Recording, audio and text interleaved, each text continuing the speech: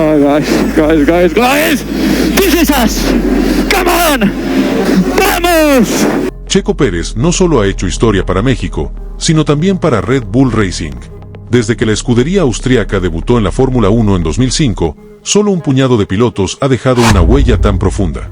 Hoy, te mostraremos, con datos, hechos y contexto, por qué el piloto tapatío es, sin discusión, uno de los 3 mejores que han vestido los colores del equipo de Milton Keynes. A pesar de las críticas constantes que recibe desde ciertos sectores de la prensa, su rendimiento y sus logros hablan por sí solos. Quédate en este video para descubrir cómo Sergio Pérez se ha ganado su lugar en la historia de la Fórmula 1 moderna. Mucho se ha cuestionado el papel de Checo Pérez en Red Bull. Desde su llegada al equipo, envuelta en dudas y escepticismo, hasta su rendimiento en las primeras carreras, e incluso durante su último año con la escudería, las críticas no han cesado. Sin embargo, la historia completa rara vez se cuenta. El impacto del piloto mexicano ha sido mucho mayor de lo que muchos imaginan. No se trata solo de talento o carisma, los números lo respaldan. Recorreremos brevemente la evolución de Red Bull Racing desde su fundación, para entender el contexto en el que Checo llegó. La historia de Red Bull Racing comienza oficialmente en 2005, tras la adquisición del equipo Jaguar en 2004, escudería que anteriormente operó bajo el nombre de Stewart Grand Prix entre 1997 y 1999. En su temporada debut, Red Bull alineó a David Coulthard y Christian Klien como sus pilotos titulares. Los resultados no tardaron en llegar. En las primeras 2 carreras, el equipo sumó más puntos que los que Jaguar había conseguido en toda la temporada anterior. Al finalizar el campeonato, Red Bull se posicionó en un sólido 7º lugar del campeonato de constructores, acumulando 34 puntos en su primer año como escudería. En su segunda temporada, Red Bull no logró igualar el desempeño del año debut. Mantuvieron a sus 2 pilotos titulares, apostando por la continuidad. El punto más alto de la campaña llegó en Mónaco, donde Coulthard consiguió el primer podio en la historia de la escudería. A lo largo del año, el piloto escocés superó a su compañero con una diferencia de 12 puntos. Sin embargo, en términos generales, el equipo sufrió una caída en rendimiento. Sumaron 18 puntos menos que en 2005. A pesar de ello, lograron mantenerse en la 7ª posición del campeonato, esta vez con 16 unidades. En 2007, Red Bull realizó su primer cambio importante en la alineación de pilotos. Christian fue sustituido por el australiano Mark Webber. A pesar del nuevo binomio, la temporada resultó compleja desde el inicio. El RB3, diseñado por Adrian Newey, mostró serias deficiencias en fiabilidad, registrando al menos un abandono en cada una de las primeras 7 carreras. Con el paso de las jornadas, las actualizaciones técnicas implementadas a mitad de temporada lograron mejorar tanto el ritmo en pista como la estabilidad mecánica. En lo deportivo, Coulthard volvió a posicionarse como el piloto más consistente del equipo, terminando 10º en el campeonato con 14 puntos. Por su parte, Webber sumó 10 unidades, ubicándose en el 12º puesto. Aunque la diferencia entre ambos no fue abrumadora, sí reflejó una tendencia que empezaba a definirse dentro del equipo. Las diferencias internas de rendimiento entre compañeros no solo impactaban en el resultado final del campeonato, sino que también delineaban el liderazgo dentro del garaje. Red Bull cerró el año en 5º lugar del campeonato de constructores con 24 puntos, su mejor posición hasta entonces. En 2008, Red Bull mantuvo la misma alineación de pilotos, pero esta vez los roles dentro del equipo se invirtieron. Mark Webber logró superar con claridad a Coulthard, terminando la temporada en la posición 11 del campeonato con 21 puntos, mientras que el veterano escocés solo pudo sumar 8 unidades, quedando relegado al puesto 16. El monoplaza impulsado por un motor Renault fue progresivamente eclipsado por su escudería hermana, Toro Rosso, que contaba con un motor Ferrari y sorprendió con resultados destacados. En consecuencia, Red Bull volvió a caer al 7º lugar en el campeonato de constructores, cerrando el año con 29 puntos. Una vez más, la brecha entre los pilotos comenzaba a marcar tendencia en el rendimiento colectivo del equipo, reflejando cómo el balance interno puede potenciar o limitar el verdadero alcance de una escudería. Hasta este punto, comienza a hacerse evidente un patrón en la estrategia interna de Red Bull. En 2005, su primera temporada como escudería, utilizaron el año como referencia para posicionarse frente al resto de equipos tras el cambio de administración. Sin embargo, ya con 2 temporadas acumuladas, en 2006 iniciaron una evaluación más profunda del rendimiento individual de sus pilotos. Esa revisión llevó a la salida de Christian, quien había estado por debajo de Coulthard. En la segunda etapa del equipo, con la incorporación de Mark Webber en 2007, Red Bull mantuvo la misma lógica, analizar el rendimiento interno para tomar decisiones estratégicas. Para 2008, Webber superó con claridad a Coulthard, por lo que el equipo le apostó como piloto principal. Lo que ocurrió después marcaría el inicio de una nueva era para Red Bull, una etapa donde las decisiones sobre alineaciones comenzarían a moldear el futuro competitivo de la escudería. Para 2009, Red Bull realizó un movimiento clave. Incorporó a un joven talento llamado Sebastian Vettel como nuevo compañero de Mark Webber. El monoplaza de ese año, significativamente más rápido y competitivo, permitió que la escudería diera un salto cualitativo en la parrilla. Vettel no tardó en demostrar su potencial, logrando su primera pole victoria en el Gran Premio de China y sumando 5 triunfos más que impulsaron al equipo a dominar la segunda mitad del campeonato. Vettel finalizó subcampeón del mundo, mientras que Webber cerró la temporada en cuarta posición. Red Bull, por su parte, terminó en el segundo lugar del campeonato de constructores con 153.5 puntos. Aunque la diferencia entre ambos pilotos aún no era abismal, comenzó a delinearse un nuevo estándar interno. El equipo empezaba a construir su proyecto alrededor del piloto más eficaz, el que ofreciera resultados consistentes y potencial de campeonato.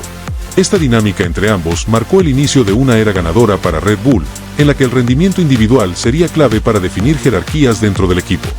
En 2010, Red Bull contaba con el auto más rápido de la parrilla, aunque la fiabilidad mecánica y algunos errores de pilotaje impidieron que dominaran desde el inicio. Aún así, el desarrollo constante del RB6 permitió que Sebastian Vettel se coronara campeón del mundo por primera vez, y que el equipo conquistara también su primer título de constructores. Pero no todo fue armonía. La rivalidad entre Vettel y Webber se intensificó, y la colisión entre ambos en Turquía dejó al descubierto una fractura interna. Red Bull se negó a imponer órdenes de equipo, priorizando entonces la igualdad entre sus pilotos. Esa decisión, aunque idealista, marcó un precedente. Quizás fue esa misma experiencia la que moldeó la filosofía actual de Red Bull, donde la gestión interna parece menos tolerante al conflicto y más enfocada en proteger a su piloto número uno. Algo que con Checo Pérez dentro del equipo resonó con fuerza en cada carrera.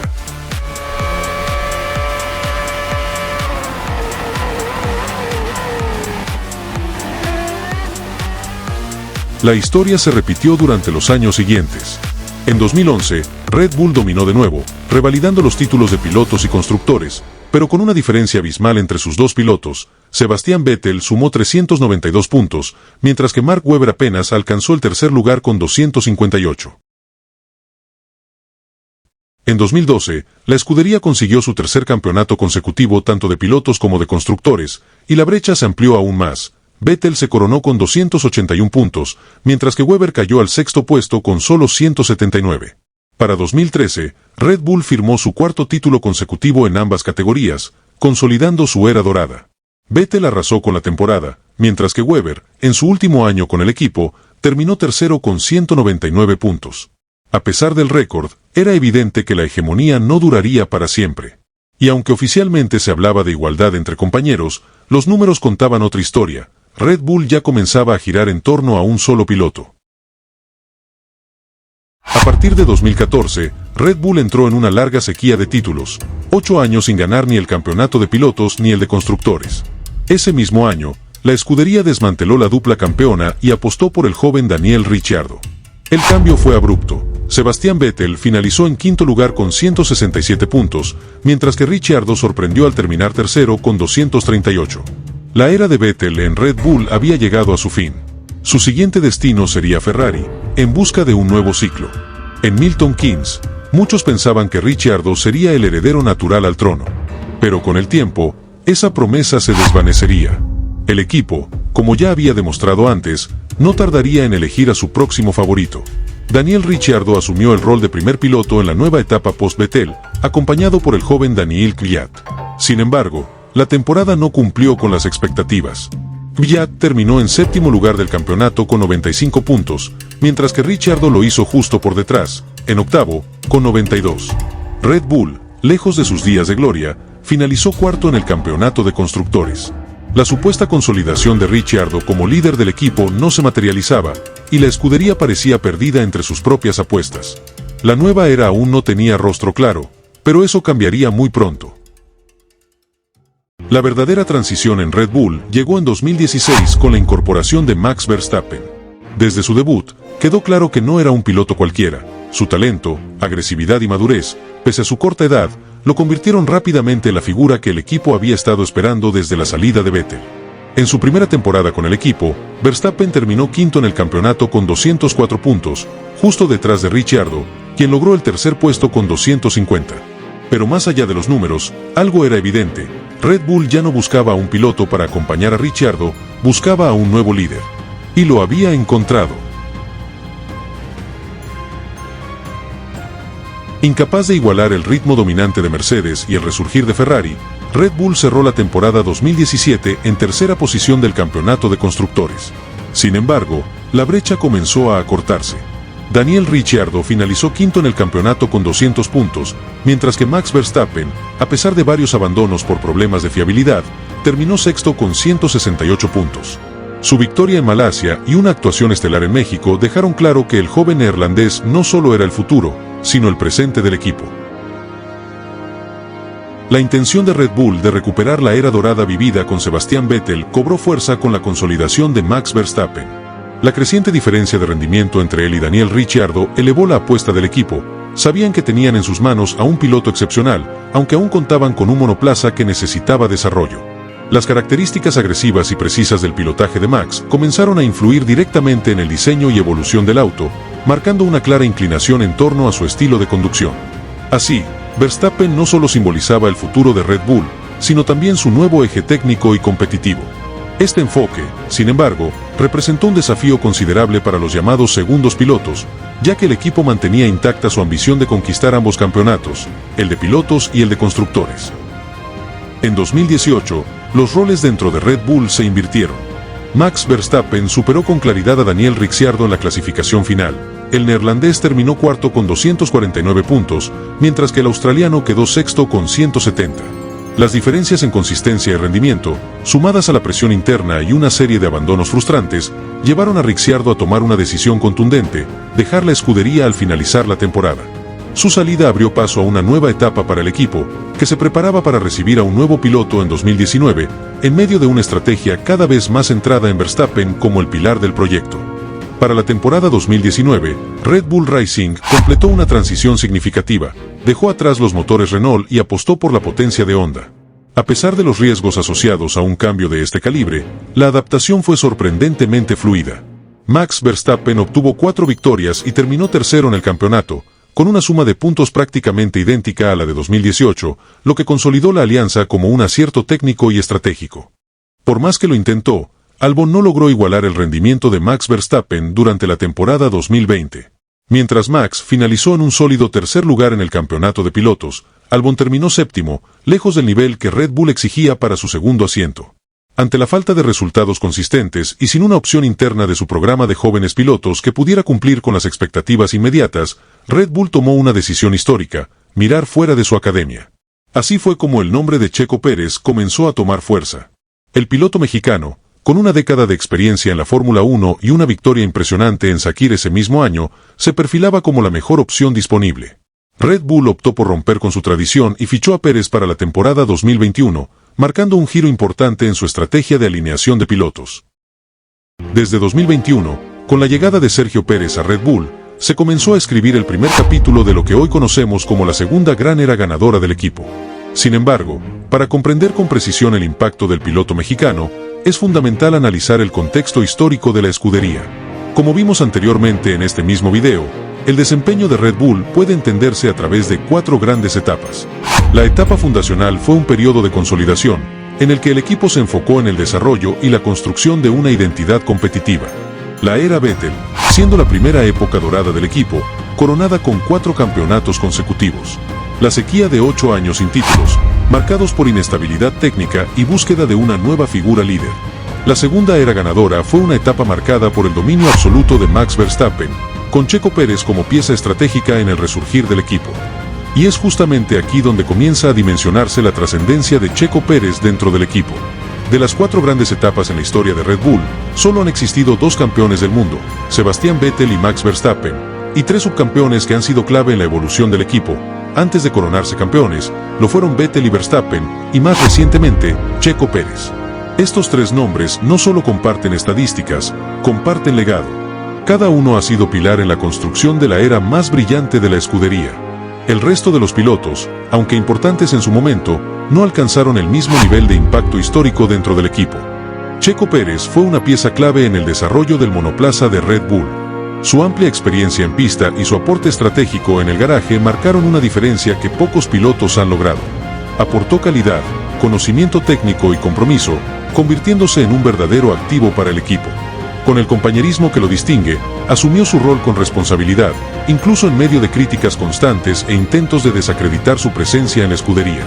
Hubo hechos ineludibles. En toda su historia, Red Bull no había contado con una dupla tan completa como la que conformaron Max Verstappen y Checo Pérez. Basta recordar su histórico rol como ministro de Defensa, una actuación que definió un campeonato y quedó en la memoria colectiva de la Fórmula 1. Y aunque Red Bull disponía de una mina de oro mediática con la dupla Max-Checo, los factores internos comenzaron a pesar. Escándalos extradeportivos, tensiones institucionales y salidas clave fueron minando la estabilidad del equipo. Al final, se tomó una decisión que marcaría un antes y un después: la salida, sin argumentos sólidos, del que ha sido el tercer piloto más importante en la historia de Red Bull. Un movimiento que no solo desdibujó una de las escuderías más poderosas de los últimos años, sino que probablemente le costó títulos a la marca de las bebidas energéticas, así como muchos millones de dólares. Otros pilotos que han tenido un paso prolongado por Red Bull, excluyendo a Sebastian Vettel y Max Verstappen, son David Coulthard, uno de los pioneros, estuvo durante 4 temporadas y acumuló apenas 60 puntos. Mark Webber, con 8 años en la escudería, alcanzó un total de 978.5 puntos, y por su parte, Daniel Ricciardo, quien en 5 temporadas sumó 956 puntos. Frente a ellos, Checo Pérez logró 932 puntos en solo 4 temporadas, colocándose a la par de las grandes figuras históricas de la escudería y demostrando una eficiencia y consistencia que lo posicionan como uno de los pilotos más productivos en la historia de Red Bull. Uno de los señalamientos más frecuentes hacia Checo Pérez ha sido su supuesta inconsistencia. Sin embargo, hay un hecho que no se puede ignorar: cuando Red Bull compite para ganar, prioriza a un solo piloto. Históricamente, la escudería cuando compite por los primeros puestos entra en una espiral de desarrollo centrada en una figura. Ocurrió con Sebastian Vettel en su época dorada, y se repitió con Max Verstappen en la actual. En ese contexto, la única excepción ha sido Checo Pérez, quien, con talento, oficio y resiliencia, logró mantenerse cerca de la victoria, aún sin contar con un monoplaza completamente adaptado a su estilo de manejo. Su capacidad para competir en un entorno diseñado para otro piloto lo distingue como un caso atípico dentro de la historia del equipo. Ahora, con una historia bien definida dentro de la escudería, la ausencia de Checo Pérez y la permanencia de Max Verstappen condicionan fuertemente el panorama para los nuevos pilotos que se incorporen a Red Bull. Un ejemplo claro es el caso de Liam Lawson, cuyo ascenso al primer equipo fue desafortunado. Sus resultados han registrado cifras negativas que, más allá de su talento, reflejan un entorno exigente que no siempre permite el desarrollo adecuado de los jóvenes pilotos. Red Bull, históricamente, ha demostrado una presión interna intensa, que en muchas ocasiones termina por quebrar a quienes no responden de inmediato a las expectativas. La historia de Yuki Tsunoda no se aleja demasiado de esa lógica. Enfrentándose al desafío de convertirse en el segundo piloto del equipo, sus actuaciones no han sido sobresalientes y, sin querer ser pesimistas, todo apunta a que no lograrán alcanzar el nivel de impacto que el equipo necesita. Todo esto sugiere que Red Bull se encamina hacia una quinta etapa, marcada por reacomodos y reestructuración. Con la posible salida de su figura estelar, Max Verstappen, se abrirá paso una nueva generación de pilotos. Y si la historia sirve de guía, es probable que al equipo le tome cerca de una década volver a construir una estructura competitiva comparable a la dupla de Verstappen y Pérez.